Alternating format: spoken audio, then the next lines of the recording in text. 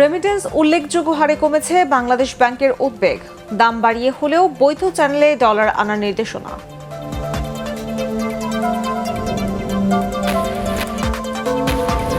গণভবনে 14 দলের বৈঠক, জামাত শিবিরের রাজনীতি নিষিদ্ধের সিদ্ধান্ত। কোটা আন্দোলনে নিহতদের জন্য সরকারিভাবে সারা দেশে পালিত হচ্ছে শোক। ছাত্র আন্দোলনকে পুঁজি করে কোনো পক্ষ নিজেদের এজেন্ডা বাস্তবায়নের চেষ্টা চালাচ্ছে, এটিএন বাংলার অনুষ্ঠানে বললেন প্রধানমন্ত্রীর প্রেস সচিব। জামায়াতের রাজনীতি নিষিদ্ধের নীতিগত সিদ্ধান্ত বাস্তবায়ন করবে সরকার, নির্বাহী আদেশ হতে পারে কাল।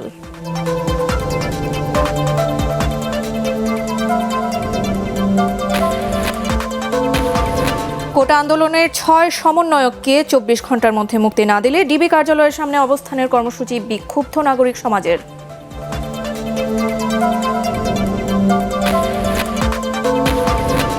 ব্যাংক, পোশাক শিল্প, বিদ্যুৎ ও টেলিযোগাযোগ খাতে বড় ধরনের সাইবার হামলার আশঙ্কা আইসিটি প্রতিমন্ত্রীর।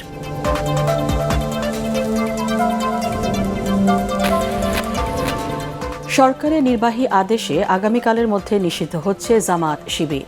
সাম্প্রতিক সহিংসতায় জড়িত ছিল দলটি, জানালেন আইনমন্ত্রী। কোটা সংস্কার আন্দোলনের সহিংসতায় নিহতদের স্মরণে সারা দেশে পালিত হচ্ছে জাতীয় শোক। কাল থেকে অফিস আদালত চলবে স্বাভাবিক সময়সূচিতে।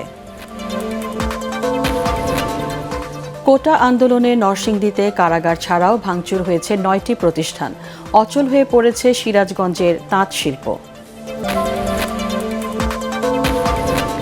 এবং পটুয়াখালীতে গড়ে উঠছে দেশের দ্বিতীয় বৃহৎ ইপিজেড। কর্মসংস্থানের পাশাপাশি $2000 মিলিয়ন আয়ের প্রত্যাশা। বুধবার থেকে শনিবার কারফিউ শিথিল থাকবে সকাল 7টা থেকে রাত 8টা পর্যন্ত, জানালেন স্বরাষ্ট্রমন্ত্রী।